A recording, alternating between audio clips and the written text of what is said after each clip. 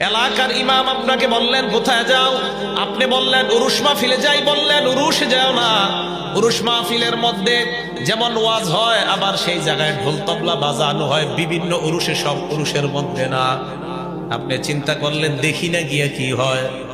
গেলেন, যাওয়ার পর দেখলেন মাগরিবের পর মাশাআল্লাহ মিলাদ দিয়া উরুস শুরু হইছে। একটু পর ওয়াজ হইছে, আউযুবিল্লাহ বিসমিল্লাহ বইলা সব ঠিক আছে। রাত 10:30টার দিকে পালা গান শুরু হয়েছে, এই পাশে এক দল, এই পাশে আরেক দল বাউল। আপনি চিন্তা করলেন দেখি না কি হয়। বসলেন, বসার পর গানের আওয়াজ আপনার কানে আসার পর ভালো লেগে যায়। আল্লাহ নবী বলেন আল গিনা ইউমবিতুন নিফাক ফিল কলব, গান অন্তরের মধ্যে নিফাকি সৃষ্টি করে দেয়। কেন আপনি সেখানে গেলেন? আপনাকে না বলছে ওইখানে গেলে গানের মধ্যে ঢুকে যাওয়ার সম্ভাবনা আছে।